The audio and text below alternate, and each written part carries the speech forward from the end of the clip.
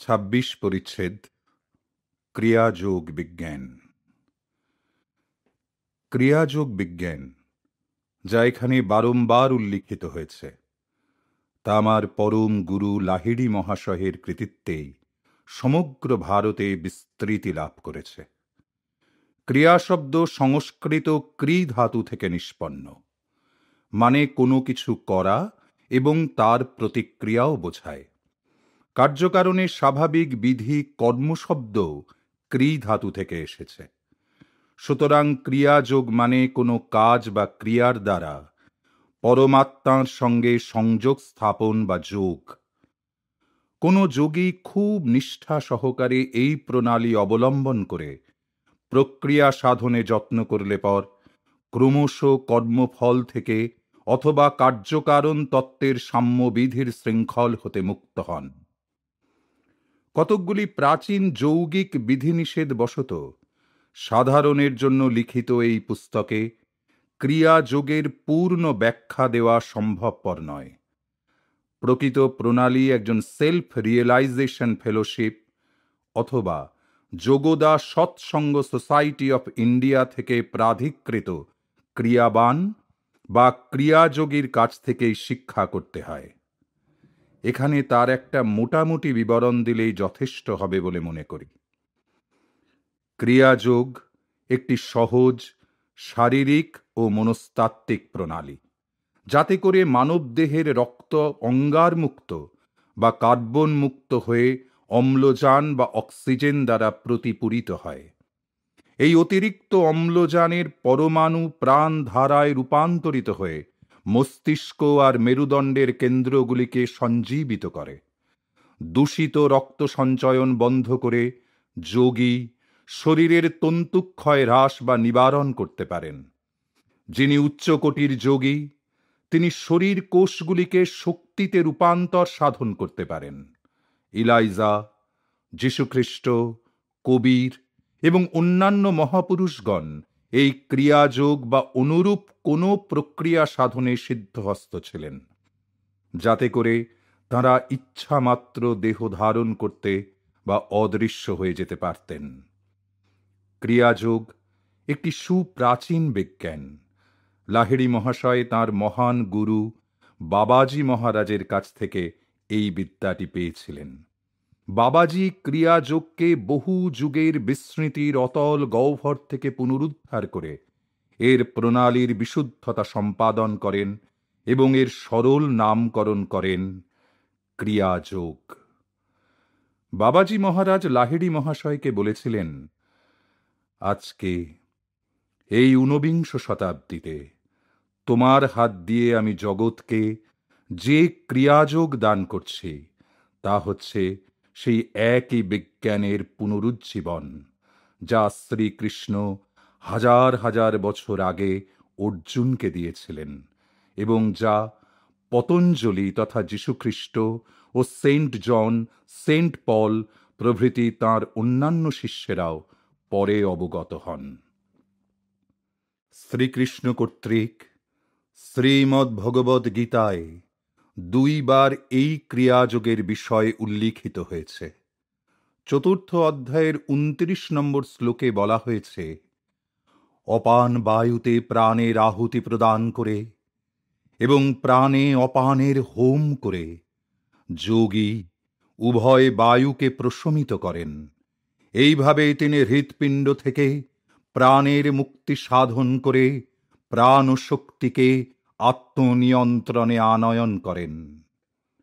এর ব্যাখ্যা হচ্ছে, যোগী ফুসফুস ও হৃৎপিণ্ডের ক্রিয়া শান্ত করে অতিরিক্ত প্রাণ ও শক্তি সঞ্চয় করে শরীরের ক্ষয় নিবারণ করেন এবং শরীরস্থ অপান বায়ু সংযমন করে শরীরের বৃদ্ধির রূপান্তর নিবারণ করেন। এই রূপে ক্ষয় আর বৃদ্ধির সাম্যাবস্থা আনয়ন করে যোগী প্রাণ ও শক্তির সংযমন শিক্ষা করেন। গীতার 5ম অধ্যায় 27 এবং 28 সংখ্যক শ্লোকে বলা হয়েছে, যিনি রূপ রসাদি বাহ্য বিষয় বাসনা হৃদয় হইতে বিদূরিত করিয়া ভ্রূদ্বয়ের মধ্যে দৃষ্টি সংস্থাপিত করিয়া নাসিকা মধ্যবাহী প্রাণ ও অপান বায়ুর ঊর্ধ্ব ও অধোগতি রোধ অর্থাৎ কুম্ভক দ্বারা সমান করিয়া ইন্দ্রিয়গত মন ও বুদ্ধির সংযমন করিয়াছেন, যিনি মোক্ষপরায়ণ এবং বাসনা ভয় ও ক্রোধ পরিশূন্য, তাদৃশ মুনি জীবিত থাকিয়াও সতত মুক্ত। শ্রীকৃষ্ণ বলে গেছেন যে তাঁর এক পূর্বতন আবির্ভাবকালে তিনি এই অক্ষয় যোগ ও সাধন প্রণালী প্রাচীন ব্রহ্মজ্ঞানী বিবস্বতকে দিয়েছিলেন। বিবস্বত তা আইন প্রণেতা মনু, যিনি মানব ধর্মশাস্ত্র বা মনু সংহিতার সুপ্রাচীন রচয়িতা, সেই মনুকে দান করেন। মনু আবার তা সূর্যবংশের প্রতিষ্ঠাতা ইক্ষ্বাকুকে দান করেন। এমনি করে লোক পরম্পরাক্রমে রাজযোগ ঋষিদের দ্বারা সংরক্ষিত হয়ে এসেছে এই জড় যুগ পর্যন্ত। তারপর ব্রাহ্মণদের মন্ত্রগুপ্তি আর মানুষের উদাসীনতার কারণে এই পরম পবিত্র বিদ্যা ক্রমশ দুর্লভ হয়ে পড়ে। যোগের সর্বপ্রধান ব্যাখ্যাতা মহর্ষি পতঞ্জলি ক্রিয়াযোগের বিষয়ে 2 বার উল্লেখ করে গেছেন। তিনি লিখেছেন, ক্রিয়াযোগ হচ্ছে শরীর নিষ্ঠা, মানসিক সংযম আর প্রণব ধ্যান। পাতঞ্জল দর্শনের 1-27 সূত্রে ব্রহ্মকে নাদরূপে বর্ণনা করা হয়েছে, ধ্যানে যা শোনা যায়। এই ওঙ্কার ধ্বনি সৃষ্টির আদি মূল, আর এর ঝঙ্কারই হচ্ছে শক্তি কেন্দ্রের স্পন্দনধ্বনি, ঈশ্বরাস্তিত্বের সাক্ষ্য। বাইবেলের রিভলিউশনের 3:14 বলা হয়েছে, যিনি আমেন, যিনি বিশ্বাস্য ও সত্য সাক্ষ্য স্বরূপ, যিনি ঈশ্বরের সৃষ্টির আদি, তিনি এই কথা বলেন। বাইবেলের জন 1:1-3 বলা হয়েছে, আদিতে বাক্য ছিলেন, বাক্য ঈশ্বরের কাছে সংযুক্ত ছিলেন এবং বাক্যেই ঈশ্বর ছিলেন। সব কিছুই তাঁহার দ্বারা সৃষ্ট হইয়াছিল। বাক্য নাদ বা প্রণব যাহা হইয়াছে, তাহার কিছুই তাহা ব্যতিরেকে হয় নাই। বেদের ওম, তিব্বতীদের পবিত্র মন্ত্র হুম, মুসলমানের আমিন, আর মিশরীয়, গ্রিক, রোমান, ইহুদি এবং খ্রিস্টানদের আমেনে পরিণত হয়েছে। হিব্রুতে এর অর্থ হচ্ছে নিশ্চিত, বিশ্বস্ত। এমনকি নতুন যাঁরা যোগ সাধন শুরু করেছেন, তাঁরাও এই অদ্ভুত প্রণব ঝঙ্কার শীঘ্রই শুনতে পান। এইরূপ একটা স্বর্গীয় আনন্দময় আধ্যাত্মিক প্রেরণা লাভ করে যোগীর স্থির বিশ্বাস হয় যে তিনি প্রকৃতই স্বর্গরাজ্যের সংস্পর্শে এসেছেন। পতঞ্জলি প্রাণ সংযম বা ক্রিয়াযোগের বিষয়ে দ্বিতীয়বার এই বলে উল্লেখ করেছেন যে শ্বাস প্রশ্বাসের গতি বিচ্ছেদ করে যে প্রাণায়াম সাধিত হয়, তাতেই মুক্তি লাভ ঘটে। সেন্ট পলও ক্রিয়াযোগ বা তদনুরূপ কোনো প্রণালী জানতেন, যার সাহায্যে তিনি ইন্দ্রিয় সমূহতে বা তা থেকে প্রাণ প্রবাহকে চালিত করতে পারতেন। তাই তিনি কথা বলতে পেরেছেন যে যীশুখ্রিস্টে যে পরমানন্দ আমরা লাভ করি, তাতে আমি নিশ্চয় করে বলছি যে প্রত্যহই আমার মৃত্যু ঘটে। সেন্ট পল এখানে কূটস্থ চৈতন্যের সর্বজনীনতার কথা উল্লেখ করেছেন। প্রক্রিয়া বিশেষে শরীরস্থ সমস্ত প্রাণ শক্তিকে, যা সাধারণত ইন্দ্রিয় গ্রাহ্য বহির্মুখী জগতে পরিচালিত হয় এবং তাতে করে আপাত বৈধতা পায়, সেই প্রাণশক্তিকে অন্তরে বশীভূত করে সেন্ট পল প্রত্যহই কূটস্থ চৈতন্যে পরমানন্দের সঙ্গে প্রকৃত যোগ সাধন করতে পারতেন। সেই পরমানন্দময় অবস্থা প্রাপ্ত হয়ে তিনি সজ্ঞানে বুঝতে পারতেন যেই ইন্দ্রিয় গ্রাহ্য মাইক জগতে তিনি বাহ্যত একেবারে মৃত বা ইন্দ্রিয় বিকার রহিত। সবিকল্প সমাধির প্রাথমিক অবস্থায় সাধকের চৈতন্য পরমাত্মার মধ্যে লীন হয়ে যায়। শরীর হতে প্রাণ শক্তি প্রত্যাহৃত হওয়ায় শরীরকে নিশ্চল, কঠিন বা মৃতবৎ দেখায়। যোগী তাঁর শরীরের স্তম্ভিত প্রাণ শক্তি সম্বন্ধে সম্পূর্ণ সচেতন থাকেন। নির্বিকল্প সমাধির মতো উচ্চতর অবস্থায় যোগী শরীর স্থির না করেও সম্পূর্ণ জাগ্রত অবস্থায়, এমনকি সাংসারিক কর্তব্য সম্পাদন করবার মধ্যেও পরমাত্মার সঙ্গে মিলিত হতে পারেন।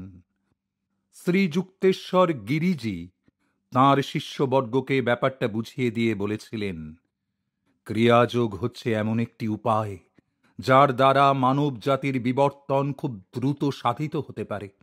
প্রাচীন যোগীরা আবিষ্কার করেছিলেন যে ব্রহ্ম জ্ঞান ও লাভের রহস্য শ্বাস প্রশ্বাস নিয়ন্ত্রণের সঙ্গে খুব ঘনিষ্ঠভাবে জড়িত। বিশ্বের জ্ঞান ভাণ্ডারে এ হচ্ছে ভারতবর্ষের অনন্য আর অমর অবদান। প্রাণশক্তি, যা সাধারণত হৃৎপিণ্ড পরিচালনায় ব্যয়িত হয়, তা অবিরাম শ্বাস প্রশ্বাসের গতি স্থির করবার প্রণালী দ্বারা উচ্চতর সাধনের জন্য মুক্ত করা আবশ্যক।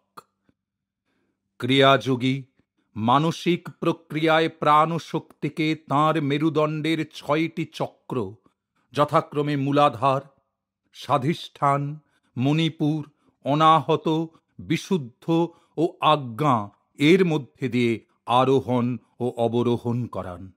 এই 6টি চক্র বিশ্ব মানবের প্রতীক 12টি রাশিচক্রের সমান। মানুষের অনুভূতি সম্পন্ন মেরুদণ্ডের চতুর্দিকে আধ মিনিট ওই শক্তিকে আবর্তিত করলে পর তার বিবর্তনের সূক্ষ্ম উন্নতি সাধিত হয়। আধ মিনিট এইরূপ ক্রিয়া 1 বৎসরের স্বাভাবিক আধ্যাত্মিক উন্নতি সাধনের সমান। সর্বদর্শী তৃতীয় নেত্ররূপ সূর্যের চতুর্দিকে ঘূর্ণায়মান 6টি, যা কিনা মেরু প্রবণতা দ্বারা 12টি নক্ষত্রমণ্ডল বিশিষ্ট মানুষের সূক্ষ্ম দেহের সঙ্গে বহির্জগতের সৌরমণ্ডলস্থিত সূর্য ও রাশিচক্রের 12 রাশির একটা পারস্পরিক সম্বন্ধ আছে। সকল মানুষই তাই অন্তঃ বহির্বিশ্বের দ্বারা প্রভাবিত হয়। প্রাচীন ঋষিরা আবিষ্কার করেছিলেন যে মানুষের পার্থিব আর দিব্য পরিবেশ প্রতি 12 বৎসর আবর্তনে তাকে তার স্বাভাবিক পথে আগুয়ান করে দেয়। শাস্ত্র অবিসংবাদিত রূপে এ সত্য নির্ধারিত করে গেছে যে মানব মস্তিষ্ককে ব্রহ্ম জ্ঞান ও লাভের জন্য যথোচিতভাবে উপযোগী করে তুলতে হলে মানবের 10 লক্ষ বৎসরের স্বাভাবিক আর রোগ মুক্ত বিবর্তনের প্রয়োজন। 8.5 ঘন্টায় 1000 বার ক্রিয়াযোগের অভ্যেস করলে পর একদিনে যোগীর 1000 বছরের স্বাভাবিক বিবর্তনের সমান উন্নতি সাধিত হয়। অর্থাৎ 1 বৎসরে 3,65,000 বৎসরের বিবর্তন, আর 3 বৎসরে ক্রিয়াযোগী সুনিয়ন্ত্রিত আত্মপ্রচেষ্টার দ্বারা সেই একই ফল লাভ করতে পারেন, যা সম্পন্ন করতে প্রকৃতির লাগে 10 লক্ষ বৎসর। অবশ্য খুব উচ্চ কোটির যোগীরা ক্রিয়া সাধনের আরো দ্রুততর, আরো সুগম পন্থা অবলম্বন করতে পারেন। উপযুক্ত গুরুর সাহায্যে এইরূপ যোগীরা গভীর সাধনা বলে তাঁদের শরীর আর মস্তিষ্ককে সেই অপরিমেয় শক্তি ধারণের উপযোগী করে সযত্নে গড়ে তোলেন। ক্রিয়াযোগ সাধনের প্রথম অবস্থায় সাধক দৈনিক 2 বার 14 হতে 28 বার ওই সাধনের অভ্যাস করেন। কিছু যোগীর 6, 12, 24 অথবা 48 বৎসরের মধ্যেই মুক্তি লাভ ঘটে। পূর্ণ জ্ঞান লাভের পূর্বেই যে যোগীর মৃত্যু ঘটে, তাঁর ক্রিয়াযোগ সাধনজনিত শুভ কর্মফল তাঁর সঙ্গেই যায়, আর তাই তাঁর নূতন জীবনেও সেই অনন্তের লক্ষ্যপথে তিনি স্বাভাবিকভাবেই এগিয়ে চলেন। সাধারণ মানবদেহ একটা 50 ওয়াট ইলেকট্রিক বাতির মতো, কাজেই তা ক্রিয়াযোগ সাধনজনিত 10 কোটি ওয়াটের মতো অত্যাধিক শক্তি ধারণক্ষম হতে পারে না। ক্রিয়াযোগের নির্ভুল সহজ সাধন প্রণালীর নিয়মিত আর ক্রমান্বয়িক অনুশীলন দ্বারা মনুষ্য শরীরে দিন দিন আধ্যাত্মিক রূপান্তর সাধিত হয় এবং শেষ পর্যন্ত পরব্রহ্মের সগুণ ও সক্রিয় প্রথম প্রকাশ, সেই দেহ অসীম বিশ্বশক্তি প্রকাশের আধার হবার উপযুক্ত হয়ে ওঠে। কতকগুলি ভ্রান্ত হাতুড়ে গোছের লোকেদের দ্বারা প্রদত্ত অবৈজ্ঞানিক শ্বাস প্রশ্বাস বন্ধের প্রণালীর সঙ্গে ক্রিয়াযোগের কোনোই সামঞ্জস্য নেই। জোর করে ফুসফুসের মধ্যে বায়ু পুরে রাখবার চেষ্টা শুধু যে অস্বাভাবিক তা নয়, অত্যন্ত অস্বস্তিকর বটে। কিন্তু ক্রিয়া সাধনের প্রথম অবস্থা থেকেই সাধকের মনে একটা অভূতপূর্ব শান্তির অনুভূতি আর মেরুদণ্ডে নবশক্তি সঞ্চারজনিত একটা অত্যন্ত আরামদায়ক অনুভূতি জন্মায়। এই প্রাচীন যৌগিক প্রক্রিয়া শ্বাস প্রশ্বাসকে মানস সত্তায় রূপান্তরিত করে। আধ্যাত্মিক উন্নতির সঙ্গে সঙ্গে সাধক শ্বাস প্রশ্বাসকে মনেরই ক্রিয়া, একটা মানসিক ধারণা বলে জানতে পারেন, যেন স্বপ্নের শ্বাস প্রশ্বাস। মানুষের শ্বাস প্রশ্বাসের গতি আর তার চেতনা বা বাহ্য জ্ঞানের অবস্থার তারতম্যের মধ্যে যে একটা গাণিতিক সম্বন্ধ আছে, তার বহু উদাহরণ দেওয়া যেতে পারে। কোনো মানুষের প্রগাঢ় মনোসংযোগের সময়, যেমন কোনো কূট বিষয়ের গভীর পাণ্ডিত্যপূর্ণ বিতর্ক অনুধাবন করবার সময়, অথবা কোনো কঠিন দুঃসাধ্য বা বিপজ্জনক শারীরিক ব্যায়াম কৌশল প্রদর্শনের সময়, তার শ্বাস প্রশ্বাস আপনা আপনি অতি ধীরে ধীরে চলে। মনঃসংযোগের প্রগাঢ়ত্ব ধীর শ্বাস প্রশ্বাসের উপর নির্ভর করে। খুব দ্রুত অথবা অসমান নিঃশ্বাস প্রশ্বাস ভয়, কাম, ক্রোধ প্রভৃতি ক্ষতিকর ভাবাবেগ থেকে জন্মায়। অস্থির বানরের শ্বাস প্রশ্বাসের গতি মিনিটে 32 বার। সেক্ষেত্রে মানুষের শ্বাস প্রশ্বাসের গতি মিনিটে সাধারণত 18 বার। হাতি, কচ্ছপ, সাপ প্রভৃতি কয়েকটি প্রাণী যাদের আয়ু বেশি, তাদের শ্বাস প্রশ্বাস মানুষের চেয়েও কম। উদাহরণস্বরূপ বলা যেতে পারে মহাকূর্ম, যারা 300 বৎসর পর্যন্ত বাঁচতে পারে, তারা মিনিটে কেবলমাত্র 4 বার নিঃশ্বাস ত্যাগ করে। নিদ্রার যে ক্লান্তি অপনোদনকারী সঞ্জীবনী শক্তি আছে, তার কারণ মানুষ সাময়িক তার শরীর আর শ্বাস প্রশ্বাসের কথা ভুলে যায়। ঘুমন্ত মানুষ একজন যোগী হয়ে যায়। প্রতি রাত্রে নিজের অজ্ঞাতসারে সে নিজেকে দেহাত্মবোধ হতে মুক্ত করবার যৌগিক প্রক্রিয়া সাধন করে, আর তার প্রাণ শক্তি প্রবাহকে মস্তিষ্কের প্রধান স্থল আর মেরুদণ্ডের 6টি চক্রস্থিত শক্তি উৎসের সঙ্গে মিলিত করে। নিদ্রিত মানব এই প্রকারে নিজের অজ্ঞাতসারে বিশ্বশক্তির দ্বারা প্রতিপূরিত হয়, যা সকল জীবন বাঁচিয়ে রাখার আশ্রয়স্থল। সাধনেচ্ছুক যোগী মন্দগতি নিদ্রিত মানবের মতো অজ্ঞাতসারে নয়, জ্ঞাতসারেই একটি সহজ স্বাভাবিক প্রক্রিয়া সাধন করেন। ক্রিয়াযোগী তার শরীর কোষগুলি অমর প্রাণের আলোকে পূর্ণ করে তাদের আধ্যাত্মিক চুম্বকধর্মী অবস্থায় রাখবার জন্য প্রক্রিয়ার প্রয়োগ করেন। বৈজ্ঞানিক উপায়ে তিনি শ্বাস প্রশ্বাসকে একেবারে অপ্রয়োজনীয় করে তোলেন। ফলে সাধনকালে তাকে আর নিদ্রা, চৈতন্য বা মৃত্যুর নিষ্ক্রিয় অবস্থায় প্রবেশ করতে হয় না। মায়া বা প্রাকৃতিক নিয়মের অধীন মানুষের প্রাণ শক্তি প্রবাহ বহির্জগতের দিকে ধাবিত হয়। এই শক্তি প্রবাহ ইন্দ্রিয় কামনার অপব্যবহারে ও অবক্ষয়ে নাশ প্রাপ্ত হয়। ক্রিয়া সাধন দ্বারা উক্ত প্রবাহের গতি বিপরীতমুখী হয়।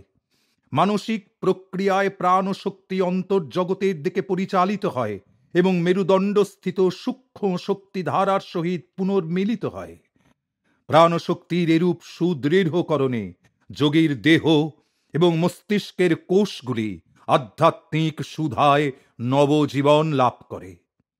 উপযুক্ত আহার, সূর্যালোক আর সুসমঞ্জস্য চিন্তার মধ্যে দিয়ে মানুষ, যারা কেবলমাত্র প্রকৃতি ও তার দৈবী পরিকল্পনার দ্বারাই চালিত হয়, তাদের সানুভূতি লাভ করতে সময় লাগবে 10 লক্ষ বৎসর।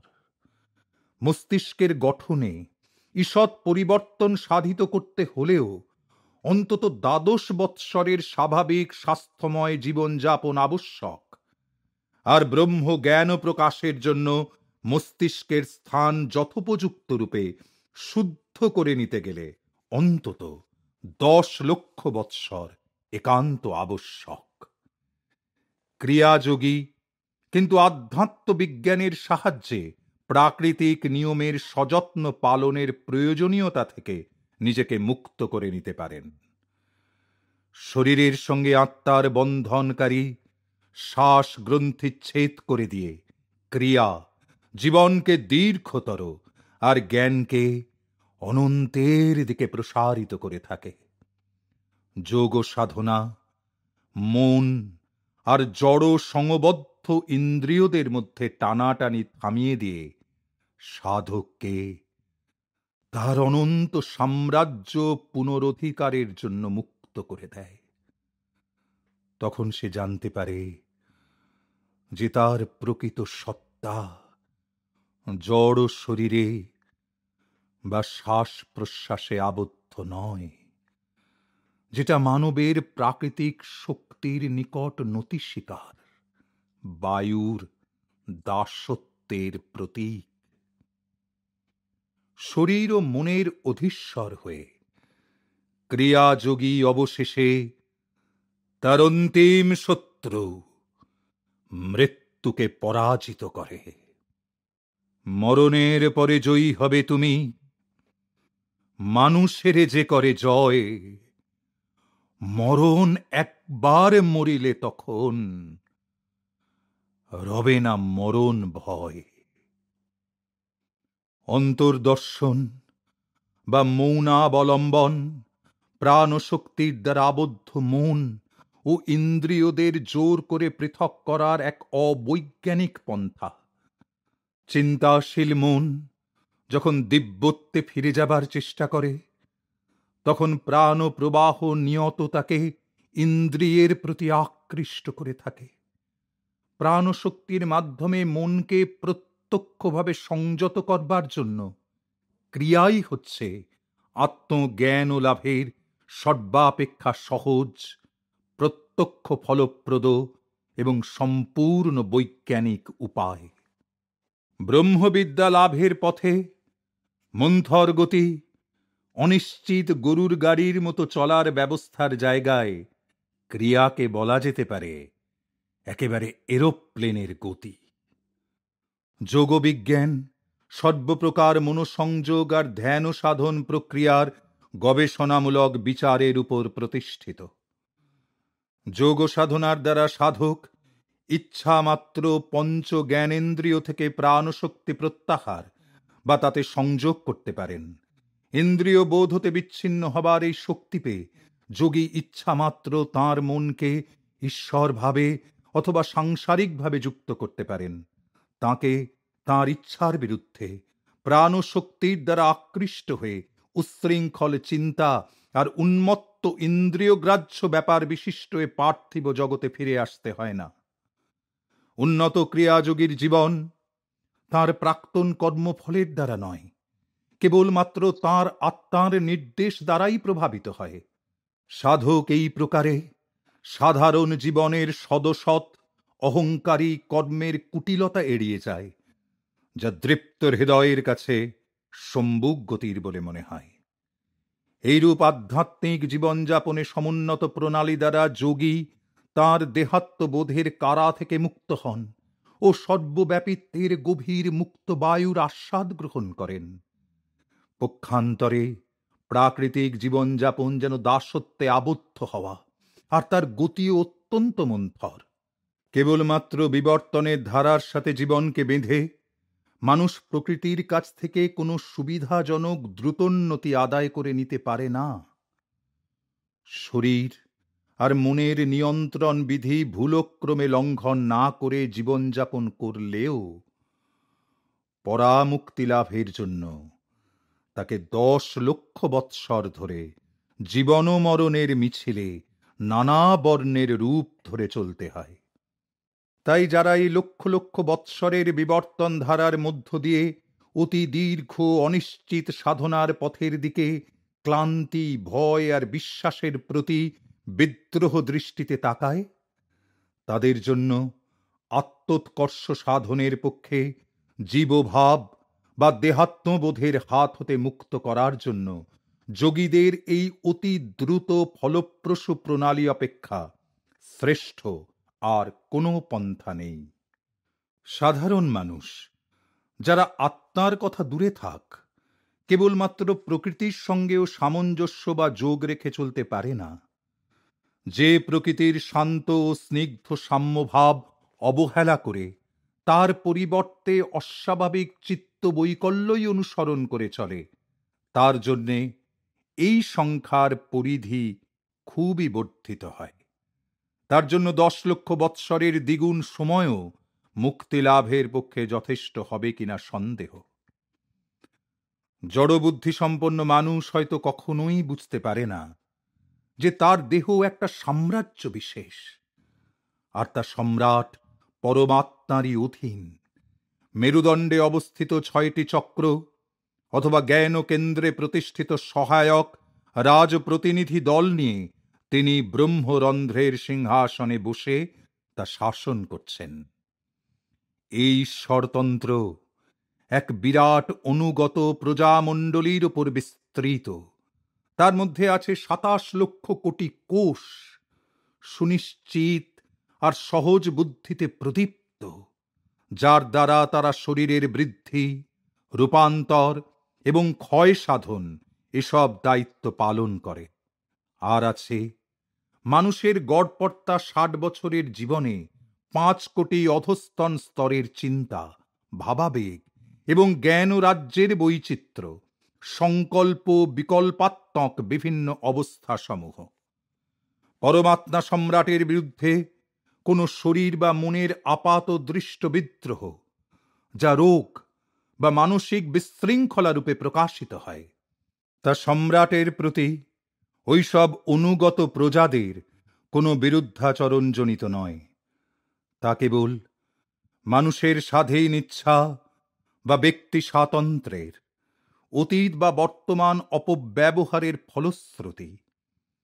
যে স্বাধীন ইচ্ছা ভগবান তার আত্মার সঙ্গে তাকে দিয়েছেন এবং যা কখনো প্রত্যাহার করা যাবে না। একটা সংকীর্ণ অহং ভাবে মত্ত হয়ে মানুষ মনে করে যে একমাত্র সেই কেবল চিন্তা করে, ইচ্ছা প্রকাশ করে, অনুভব করে, অন্ন পরিপাক করে, নিজের চেষ্টাতেই নিজেকে বাঁচিয়ে রাখে। কিন্তু সামান্য মাত্র কখনো চিন্তা করে না, স্বীকার করে না যে তার সাধারণ জীবনে সে কেবলমাত্র তার প্রাক্তন কর্ম আর প্রকৃতি বা পারিপার্শ্বিক অবস্থার দাস মাত্র, তাদের হাতে কাষ্ঠ পুত্তলিকা। প্রত্যেক মানুষের বুদ্ধিবৃত্তির ক্রিয়া প্রতিক্রিয়া, অনুভূতি, ভাবধারা, মানসিক গতি আর অভ্যেস সবই অতীত কারণে সীমিত, তা সে এ জন্মেরই হোক বা পরজন্মেরই হোক। এসব প্রভাবের বহু বহু ঊর্ধ্বে অবস্থিত তার রাজকীয় আত্মা অচিরস্থায়ী সত্য আর স্বাধীনতা বিসর্জন দিয়ে ক্রিয়াযোগী যাবতীয় মায়া মোহ পরিহার করে মুক্তাত্মায় পরিণত হন। সকল শাস্ত্রেই বলে মানুষ ক্ষয়শীল দেহমাত্র নয়, সে প্রাণবন্ত আত্মা, আর এই ক্রিয়া সাধন তাকে এমন এক পথের সন্ধান দেয় যা ওই শাস্ত্রীয় সত্যকে প্রমাণিত করে। শঙ্করাচার্য তাঁর সুবিখ্যাত বৈরাগ্য শতকে লিখে গেছেন, জীবাত্মা ও পরমাত্মা এই উভয়ের অভেদ জ্ঞান না জন্মালে বাহ্য অনুষ্ঠান অজ্ঞানতা নাশ করতে পারে না। কেবল আত্ম উপলব্ধিজাত জ্ঞানই অজ্ঞানন্ধকার দূর করতে পারে। পরিপ্রশ্ন ব্যতীত জ্ঞানের উদ্গম হয় না। আমি কে? নিখিল বিশ্বের উৎপত্তি হয়েছিল কি রূপে? কে তার স্রষ্টা? এর আধি ভৌতিক কারণই বা কি? এগুলিই হচ্ছে প্রশ্নোল্লিখিত বিষয়। শুধু বুদ্ধিতে এসব প্রশ্নের কোনো উত্তর মেলে না। তাই ঋষিরা আধ্যাত্মিক জিজ্ঞাসার উত্তর জানার জন্য যোগবিদ্যা উদ্ভাবন করে গেছেন। প্রকৃত যোগীরা তাদের সকল প্রকার মনন, ইচ্ছা আর দেহ কামনাজাত বিভিন্ন প্রকার অনুভূতির সঙ্গে মিথ্যা একাত্মবোধ সযত্নে পরিহার করে মেরুদণ্ডস্থিত চক্রসমূহের অতীন্দ্রিয় জ্ঞান শক্তির সহিত মনকে সংযুক্ত করে ঈশ্বরকল্পিত এ জগতে বসবাস করেন। অতীতের কোনো প্রেরণাবশত নয়, বা মানব প্রবৃত্তিজাত নূতন কোনো প্রজ্ঞাহীনতার জন্যও নয়। এরূপ যোগীরাই তাঁদের চরম আকাঙ্ক্ষার পূর্ণতা লাভ করে সেই অসীম অনন্ত ব্রহ্মানন্দের নিরাপদ আশ্রয়ে সুপ্রতিষ্ঠিত হন। সুসম্বদ্ধ প্রণালীতে যোগ সাধনের নিশ্চিত ফললাভের প্রসঙ্গে ভগবান শ্রীকৃষ্ণ শ্রীমদ্ ভগবদ্গীতার ৬ষ্ঠ অধ্যায়ের ৪৬ শ্লোকে নিষ্ঠাবান যোগীর বিষয়ে প্রশংসা করে বলেছেন, কঠোর তপনিরত তপস্বীগণ অপেক্ষা যোগী শ্রেষ্ঠ। এমনকি যারা জ্ঞান মার্গী বা কর্মমার্গী, তাঁদের অপেক্ষাও যোগী শ্রেষ্ঠ। অতএব হে অর্জুন, তুমি যোগী হও। ক্রিয়াযোগী হচ্ছে সেই আসল অগ্নিযজ্ঞ, ভগবদ্গীতায় যার বিষয়ে উচ্ছ্বসিত প্রশংসা করা হয়েছে। যোগী সেই একমেবাদ্বিতীয়ম পরমেশ্বরের উদ্দেশ্যে অনুষ্ঠিত একেশ্বরবাদে অগ্নিযজ্ঞে তার যা কিছু পার্থিব বাসনা কামনা আহুতি প্রদান করেন। এই হচ্ছে প্রকৃত যৌগিক অগ্নিযজ্ঞ, যাতে অতীত বর্তমান কামনা বাসনা ঈশ্বর প্রেমের অগ্নিতে যজ্ঞোপকরণ রূপে ভস্মসাৎ করা হয়। সেই চরম শিখা মানবের সকল প্রকার ভ্রান্তি প্রমাদের আহুতি গ্রহণ করে, আর মানব সর্বপ্রকার ক্লেদ থেকে মুক্ত হয়। কর্মের কঙ্কালাস্থি সকল কামনা বাসনার মেদ মাংস মুক্ত হয়ে জ্ঞান সূর্যের বিশুদ্ধকারী কিরণের তেজে শুচি শুভ্র হয়ে মানুষ ও তার সৃষ্টিকর্তা উভয়েরই কাছে নির্দোষ থেকে অবশেষে সে একেবারে পরিশুদ্ধ হয়।